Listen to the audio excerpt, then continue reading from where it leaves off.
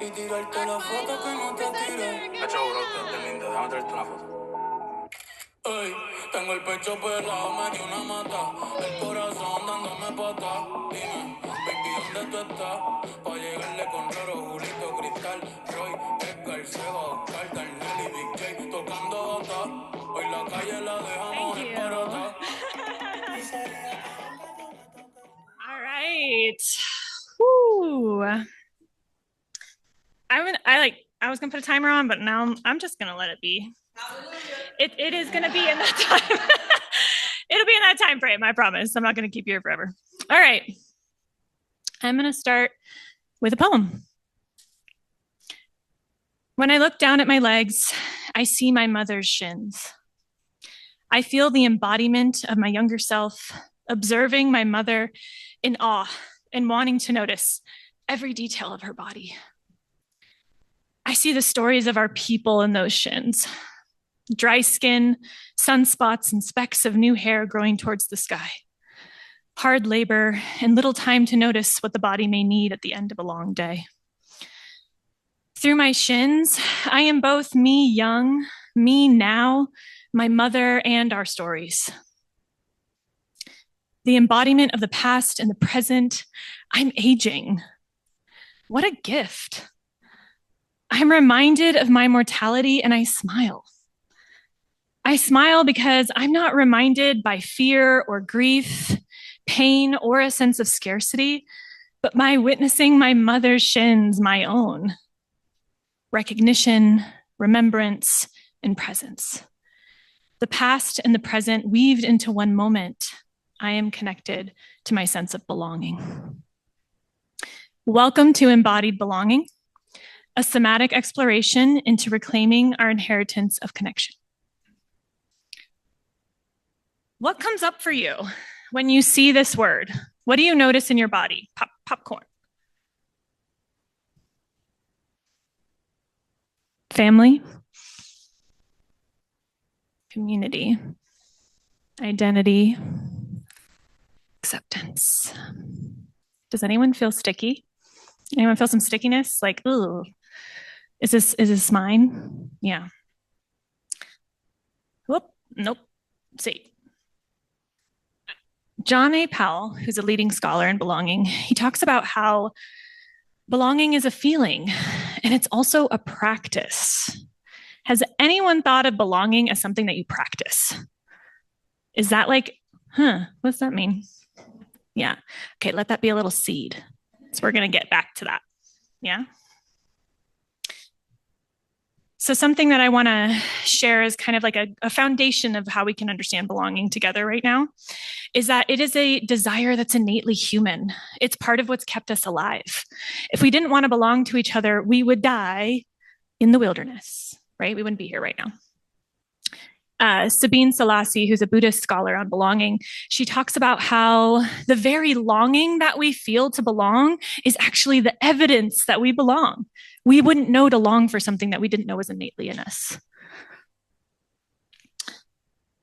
So I'm going to start this exploration of embodied belonging with my own story of belonging. So my story of belonging started when I was still in the womb. My parents, who are right over here, they're from Colombia, from Bogota, Colombia. And they were living in Mexico at the time for my dad's work. And they had one child of American citizenship, Danielita, and we had one of Colombian citizenship. And so my dad's work was like, look, we're not writing a visa for a Mexican citizenship, another third citizenship in this family, because we were going to be moving again, likely. So they said, hey, you're going to have to choose for this third child. They're going to be born in America or they're going to be born in Colombia. And this is the 90s. So Colombia in that time is not a very safe place. And so America was really the only choice. So why am I telling you this story? Well, while I was in the womb, there were people outside of me making decisions about where I would belong, where I would be born. And I never really got the chance to do, the thing, to push myself out at a random time. So I didn't realize until I started to reflect on this story that this had actually shaped some of how I was understanding my access to belonging. I believed it wasn't a choice that I could make. It was completely out of my agency. Another part of the story is that we moved around a lot. I really didn't stay settled in one place until I was about 5 or 6 years old. And as I reflected on this, I realized every time that I landed in a place and roots began to grow in that location, we would be uprooted into a new location where roots were trying to grow again, but then they would again be uprooted. So how did this land in my body? What belief came from this? Where the fuck am I from? Like, who's mine? What land is mine? I have no idea. I was so uncomfortable with the idea of being like, yeah, I'm Colombian. I mean, my blood is Colombian, but like I've lived all over. I don't know, right? It was so uncomfy, so sticky for me. So I was holding on to some of these like pieces that I discovered about my narrative. And I came to this humble realization that I was actually perpetuating this narrative of non-belonging. I asked myself, damn, am I unconsciously denying the possibility to belong? Because I'm moving with an embodiment of not belonging. And yes, it came from somewhere, but like many other people who have already spoken today, the wisdom of like my body is what was holding this narrative, and what could be changed, how this narrative could be changed was through my own body. I left. I went somewhere else. Hold on, coming back. So this embodiment of non-belonging was essentially a protection, like a shield that I was bringing with myself everywhere I went. And new layers began to develop as I was listening to one of my favorite podcasts ever. And they were having a conversation around belonging. And Lupita said this comment. She said, I belong everywhere I go. And I heard that and I was like, what? How? Like, I was like awe and envy at the same time. Like, how in the world are you taking belonging everywhere? There you go. And she, after this, started to talk about her identities, her story, her lineage. She talked about her Mexican self, her Kenyan self, her American self. And I was like, oh, okay. So is it possible that the diversity, our uniqueness, is actually the soil that we can root into to bring belonging with us? All right. So this led to, there's more on this slide. This led to some of the main guiding questions of my thesis. Can we cultivate an internal sense of belonging within the body? With this, can the body actually become a home that we come back to when we're experiencing non-belonging in the world? Because that's inevitable, right? Our current state of the world is asking us to believe we don't belong anywhere, right? So we're going to run into this. How much choice do we actually have around belonging? So before I could answer these questions, I wanted to get a better understanding of how belonging may have been severed from the body. I was beginning to understand in my own personal story how that narrative was being shaped, and I was kind of taken away from this sense of belonging. But I had this feeling like, this is not just mine. Like, I'm holding something that's beyond my lifetime. Not so shockingly, we've ended into colonization. Yes. So wherever you land in your identity on the experience of colonization, I'd like you to know that you were ripped from your roots, that you had a culture and a way of being before colonization came.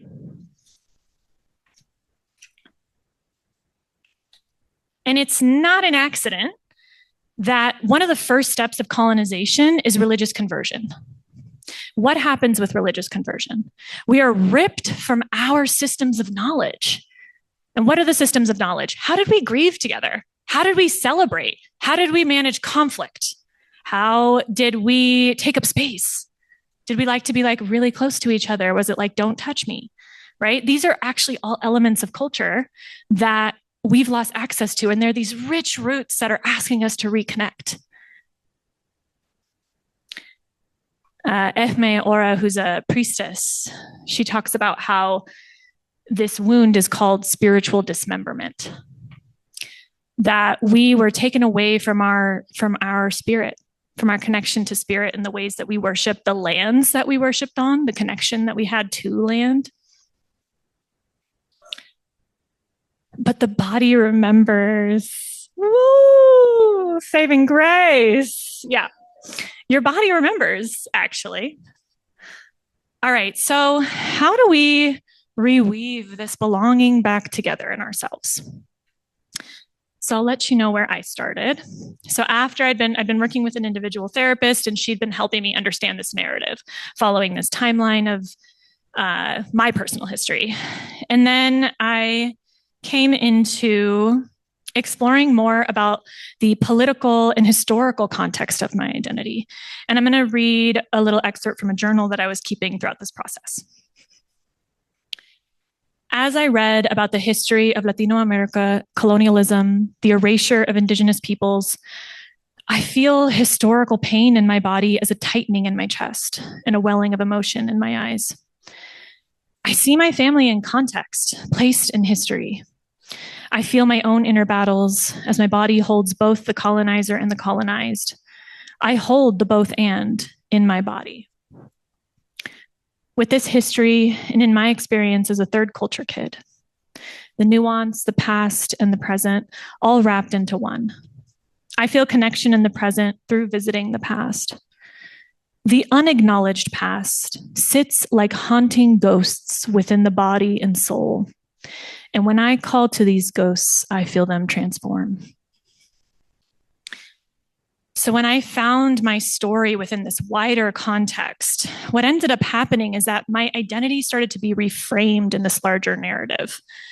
And what I was previously experiencing was a lot of self-blame. Like the fact that I couldn't access belonging was a personal failure of mine. And then I started to realize, like, okay, I don't think this is an accident that I feel this way. And that made me soften a lot towards coming towards that original question of, am I possibly doing something to disconnect myself from belonging? So that softening allowed me to look into some of these internal barriers that I had. So as I explored this for myself, I realized that I was entering every group space hyper-vigilant or for exclusion. That's what I was scanning for. No part of me was scanning for opportunities for connection. I was like, that sucks. I don't want to do that. So I don't believe that we can pressure ourselves. We just fucking go. It's fine. Just do it. Right. I don't really believe that we can do that. So I was like, how do I prepare my body to enter spaces? And much like what I did when I entered here, I would listen to Bad Bunny before going into a group space. I would dance salsa caleña. I would speak Spanglish, which is the language that I claim. And what I noticed is like my body was like, oh, okay, I know this. Like I'm familiar with this. And that started to soften me. And I was like, okay, I can see you.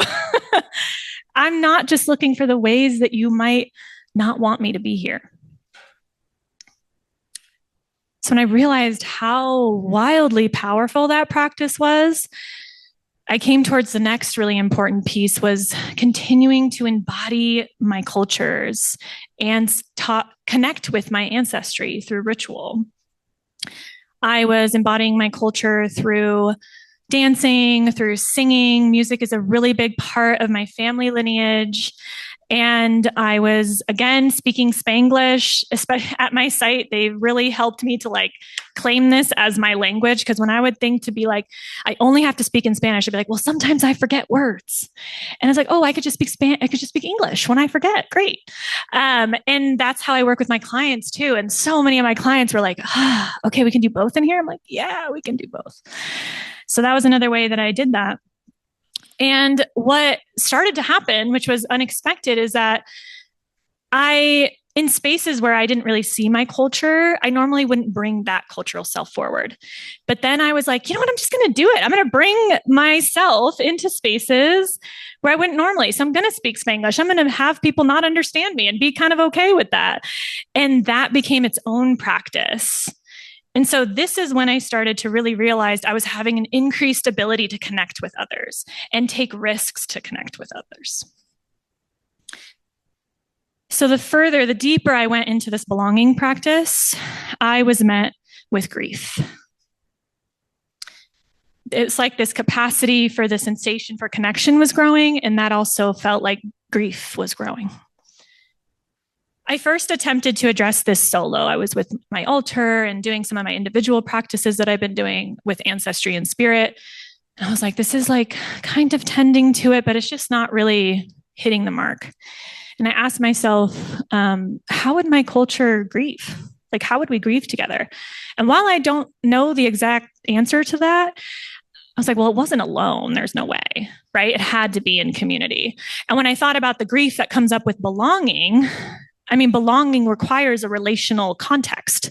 So the grief also requires a relational context. So I began to bring my grief into group therapy practices, allowing others to see me in my grief. And I eventually went into a larger 2-day grief ritual with complete strangers that I don't have time to get into right now. But what I found across these experiences was that on the other side of sorrow was peace and energy and love and like a greater capacity to receive and offer love. There was nothing scary actually on the other side of my sorrow. But as long as I was being held in a group with others, it felt more possible to do that. So this was really when I was like, okay, Lupita, I see you. Belonging is coming with me. I'm feeling it now. Like this is actually coming into spaces with me. And I'm feeling more willing to take risks. Very exciting.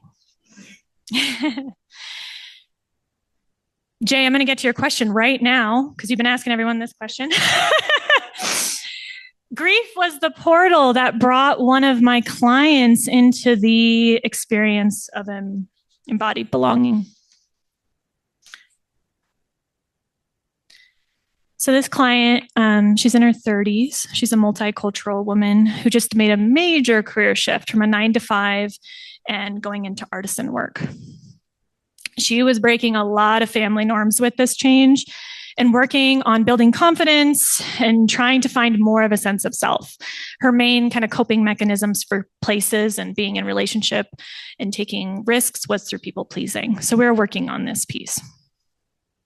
So she had reached a point where she had finished making the products and the things that she wanted to sell. And we were in session on the day that she was going to go to the market for the first time to sell her things. So it was this big milestone that she had reached. So we were talking about that. She was naming excitement and that she was feeling some fear. She was feeling fear of being misjudged, being misunderstood, or not being seen as valuable in this space. So I asked her, so do you believe that it's possible to be in a place of self-worth while being judged and misunderstood? So she held this question for a minute and then she was like, yeah, yes. I was like, oh, okay. Like, how do you know that? That was really strong. She's like, well, I feel it like really strongly in my belly. I was like, all right, do you want to go towards that? And she's like, yeah, sure. So we went towards that and she stayed with the sensation that was in her stomach. And as she stayed there, she found this like the quality of it was this wild amount of confidence. It was like, you got this, you belong here. And she's like, I don't know who this is. I was like, great, let's hang out and see who it is. And so she stuck with this part for a bit and it took her to a memory. She went to a memory of herself at a market in one of the countries of her identities, and she began to cry. And so I did the body somatic thing. What do you notice here in the tears? She's like, oh, I have all this grief. I had no idea that I was feeling so much grief about being disconnected from my ancestry. And she's like, I didn't even know that by doing this artisan work, I was actually trying to embody my culture. And I was like, ooh, we're in the realm right now. Like, and so I saw this as an opportunity to bring in embodied belonging framework. And I said, so this grief that you're experiencing, it's actually the evidence that you are connected to a culture. You wouldn't know that you were disconnected if some part of your body didn't know that you actually have connection. And you going into this artisan work is like you standing on one side of the bridge being like, I see you, ancestors. And they're in your body being like, we see you. And you can do this. Like, you got this. And so she's like, you know, she's like laughing and crying. It's just like, oh my God, like I can't process this. I'm like, let's slow down. Let's slow down. And then she essentially repeats the conclusion to my thesis back to me. And I am just in like full chills trying to like hold it together. And she's like, okay, so what we've discovered is that I can bring belonging with me through this sensation in my body that's actually my ancestry. And I was like, yeah, that is what I'm saying. She said, I can use this as a resource when I feel like I don't belong. I'm like, I was also teary. Like it was a really beautiful moment. And I got to see her a couple more times before I took a break with my site, and she had been putting it into practice. She went to another market and she found herself really kind of drawn to someone there, and she started to feel herself leave her body. And she was in conversation with her and she was like, oh, I don't have to do this. And she came back to that feeling in her stomach. And she was like, I don't have to do that to belong. And I was like, ooh, so great. Whew. So what did she do? She remembered what's actually already there. There's nothing new here. This is your ancestors. They're here, right here. And they want you to see them. And that's what this is. It's a process of remembering. We're going back in cognitive and body memory to find and recognize the ways that we are part of a larger whole and a larger time frame outside of just this time and place. Through remembering, we get to rewrite, rewire, and reclaim as we transverse the landscapes of story, body, ancestors, and grief. So embodied belonging is about remembering story. By placing my identities within a broader understanding of sociocultural and historical contexts, both through personal and collective histories, I felt a reduced sense of shame towards my experience of isolation. By remembering safety, the discovery that I habitually scanned group environments for signs of exclusion showed me the way that experiences of marginalization, both inside and outside of my lifetime, had become internalized and physically encoded as this ongoing perception of not belonging. Remembering our ancestors. When I begin to engage with intentional cultural embodiment and rituals to connect to ancestors and land, my understanding about what and who I could relate to within the relational field of belonging expanded. In remembering our grief, a central discovery found across all elements of data gathered throughout my process, this growing inseparable experience between belonging and grief. And grief also being this portal, this very powerful portal into connecting to both story, safety, ancestry. Embodied belonging is a framework to conceptualize how to work within the realm of belonging in a way that focuses on agency, cultural strengths, and reclaiming the knowing that already exists in our body. This is not I hope this is not what you're thinking at this point, but this is not me advocating for like an individualistic version of belonging. It's laughable. It's not really possible. We have to be in relationship to something. This is a practice that we get to do. And that when we all do this, we actually impact each other into inviting more belonging as a whole. So we're reclaiming.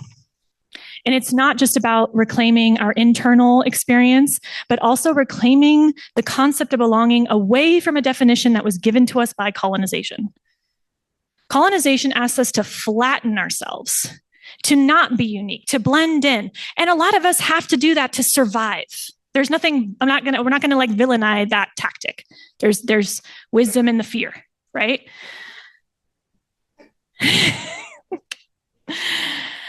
But I'm advocating for a form of belonging that doesn't ask us to deny our differences, to fit that mold or majority, but it's actually celebrating. If we each celebrated our differences, other people get to be safer too. Eh? I'm asking you to remember that we can reclaim a form of belonging that is reflected by our natural ecosystems, which rely on diversity to maintain balance and harmony. For me, when I enter a room and I cannot identify in a majority of an identity, that's actually when I feel the safest. That's when I feel the most belonging and the most comfort and the most permission to be who I want to be. I have found that belonging is no longer an experience that I am waiting to be granted to me by others. I have cultivated a sense of belonging that feels like an inherent condition to existing as a human, which can be accessed through cultural embodiment, a transpersonal connection to lineage, land, and story, as well as through the allowance of being in grief with community.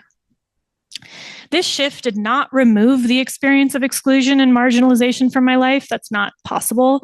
But it did reduce the power of those experiences to destabilize my sense of self and belonging.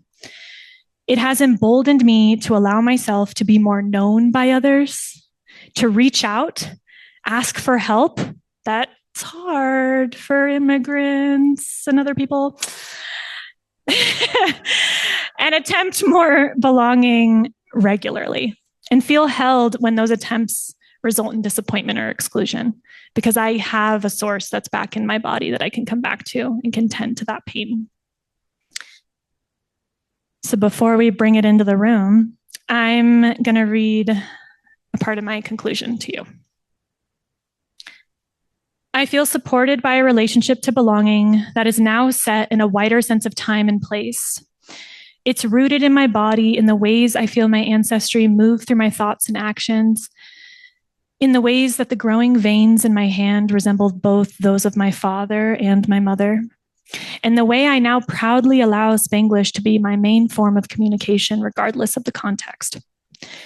It's in the way I use pursed lips to point out directions, the way movement and passion overcome my body at the rhythmic instrumental sounds of salsa caleña, and the way warm cafecito lands in my belly as comfort and peace, the way I believe it has for countless ancestors before me. I will always need to belong to people in real time and space, but my ability to access my inheritance of belonging gives me more space, courage, and willingness to accept belonging now. All right. So, remember how I was talking about practicing belonging? Where I'm going to invite you into an experience. My mentors and my family are all here, and we're going to engage in a song. It's called Canto a mis raíces. We're singing to our roots. And the invitation that I've given everyone here and I'm giving to all of you is to show up in your difference. If you want to like run away, go for it. If you want to dance, if you want to play whatever on your body, instrument, whatever it is, trust that your ancestors are informing this moment, that they're already here. And if you feel a little uncomfortable, great. Nicole, good things come from discomfort. Interconnected, so good. Okay. Is that all I want to say? Yeah, please allow us embodying our cultural selves to be a permission for you to show up as you are. All right, let's do it.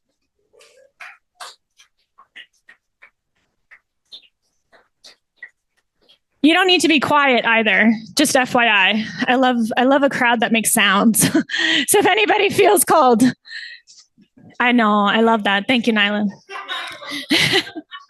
The running away is still allowed, but here we go.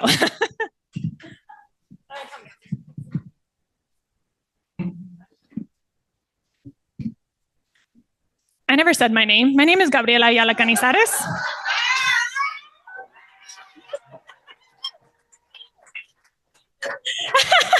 Huh? Gabriela Ayala-Canizares. We have Kyla, Marcia, my mom, Adriana, the one and only Taja, my father, Orlando, my brother, Maximiliano, and my sister, Daniela.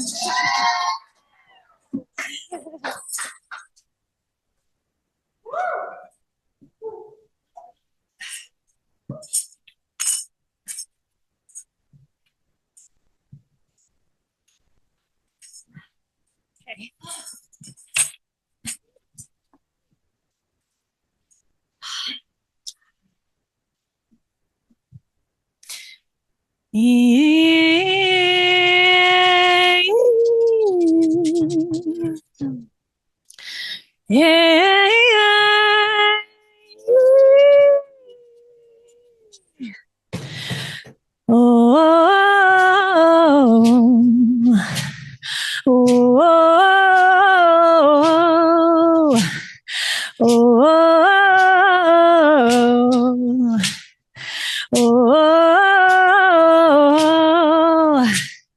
Vengo de historias que no me contaron, de secretas que nunca nombraron. Llevo en mi sangre, no lo resuelto, pero mi alma ya ha dicho lo suelto. Mi madre, mi abuela, su dolor. El miedo escondido en cada generación, pero yo soy el ciclo que se tiene, el corazón que ve y sostiene. Yo sano mi linaje con amor, abrazo lo que fue sin repetir el dolor. Honro sus pasos, bendigo su andar, pero mis raíces hoy quieren respirar.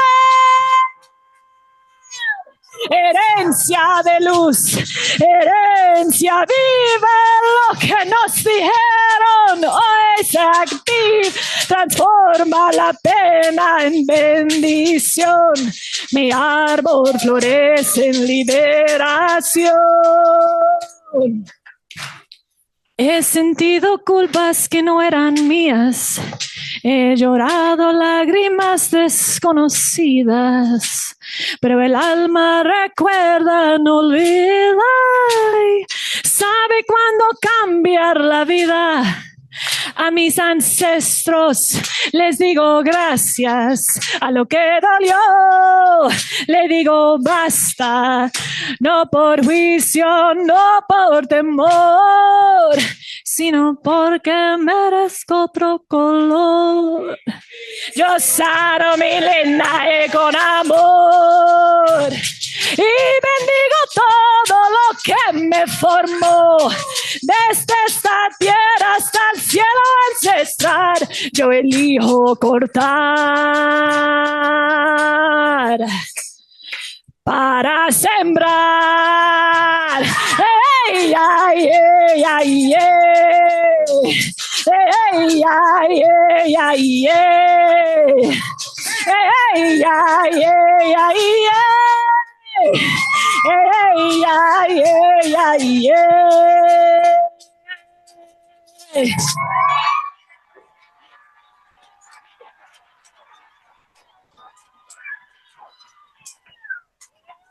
Thank you.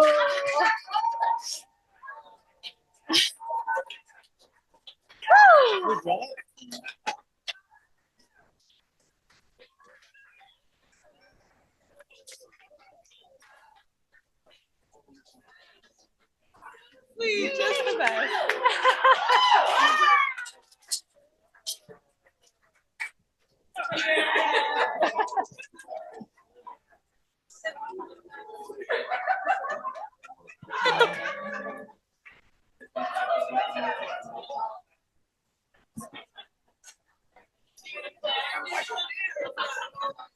that's it. Excuse me, I saw you across the room. Oh, I don't know.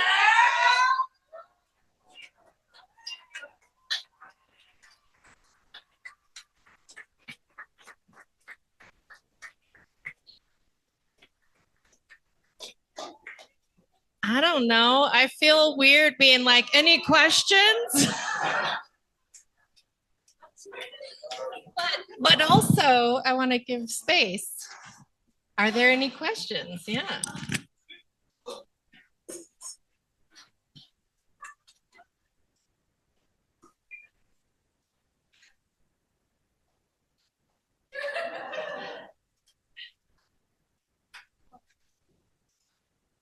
What's happening? I don't know. I'll say, just because I guess because I'm the last one, I'm so grateful that I got to see all your presentations. I've cried so much.